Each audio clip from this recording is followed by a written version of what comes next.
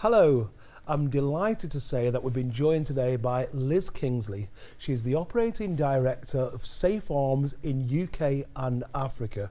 The first question to you, Liz, welcome firstly. Thank you. What is the You Are Not Alone campaign? Okay. Thank you for that question, because it's actually a very important question in the UK right now. The You Are Not Alone campaign is a campaign by the government of UK, British government, to remind all victims of domestic violence that there is help available for them, especially during this coronavirus pandemic. There has always been police response and support services available, and this is the time for them to come out and receive this help that has been provided for them. Who is the target audience? Yeah, the target audience is, to be honest, is actually everybody. Everybody, in the sense that we have victims of domestic violence, and the campaign is actually for them, but it's also possible for them not to be able to, they may not know or be aware of this campaign. Yes. And their families and friends would be aware. So if families and friends are aware, they're also in a position to speak, to contact the government about them. So the campaign is for everybody. We all have to know about it. Okay, so we hear often terminologies. My obvious question to you is, what is domestic abuse? Okay. Domestic abuse, that's a question that everybody actually, you need to know, you need to understand. Domestic violence is a kind of,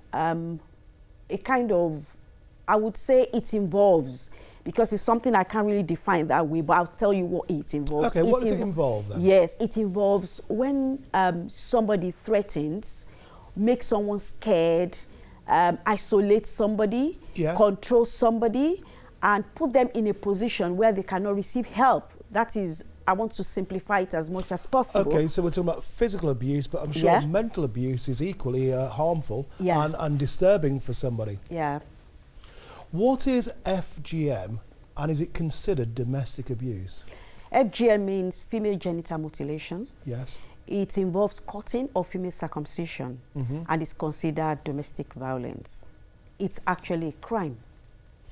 So what advice is there for victims who are worried about coming forwards for fear because of concerns about their immigration status, because that must be a very scary position to be in? Yeah. You're worried on one side, and you might be worried with the consequences of coming forward.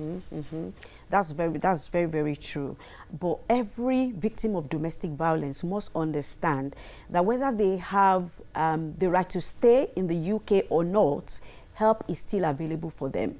Once they try to contact the police through 999 or through National Helpline, there will always be help available for them. So that is the support that is currently available? That is currently available. Anybody, any victim of domestic violence, once you contact the government, the police, there is help for you. So everybody must understand that nobody should suffer domestic violence. It is actually a crime. Now, there must be so many victims out there worried in general about coming forward. What would you say to those people? That's something that is very worrisome, I would say. Every victim of domestic violence should not bother themselves or should not be concerned about they should not be concerned about coming forward to receive help, because if you look at it, at the end of the day, it's about their life.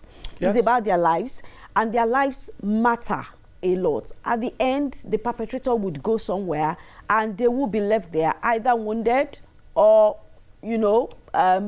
wounded or death. It can lead to death. So everybody should be concerned about their life. Once you feel scared and you feel scared, you feel you are being under so much control, you should come out and receive help. There is help available for every victim of domestic violence. Do you believe that it would happen more to ethnic minorities, or do you think it's something that's in everyday society here in the UK and elsewhere? Domestic violence is everywhere. in the UK, irrespective of gender, sexuality, age, background, ethnicity, domestic violence is everywhere. It doesn't mean a particular set of people experience it more than the other. No. So it's across the board?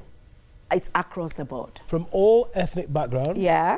All ages? Yeah. So what about the perpetrators? Is there any support for them? There is support for perpetrators.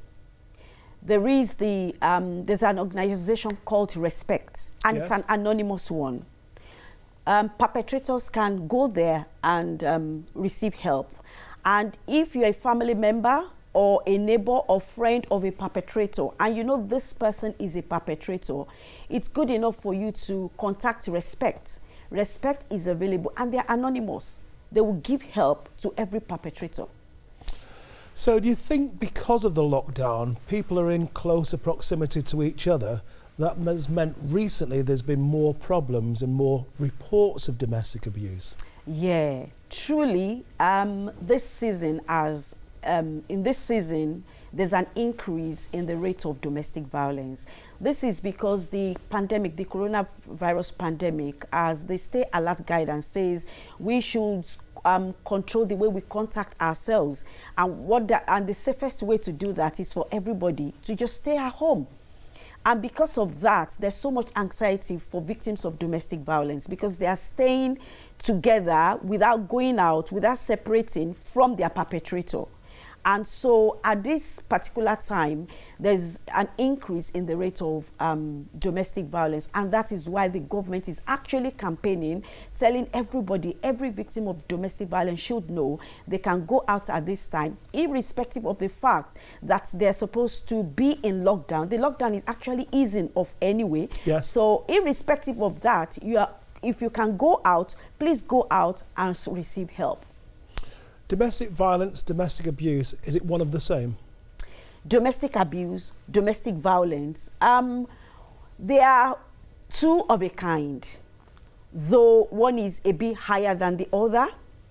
Abuse is, we have different kinds. Yes. We have emotional abuse. Yes. We have verbal abuse. We have psychological abuse. Yes. We have physical. We have economic abuse. All of them lead to violence. Violence is like the higher stage. So from one stage to the other. So abuse leads to violence. It's heartbreaking, isn't it? You said what? It's heartbreaking in today's society in 2020. Yeah. You know, and I'm not trying to make it all light of it, say, oh, we should just all get along. You know, it's a very difficult situation. But the fact that there can be help, and there is help for you too. Liz, do you have any final words to say to our viewers? There we go, there's your camera. I would say to all victims of domestic violence that your life is important. And it's first of all about your life.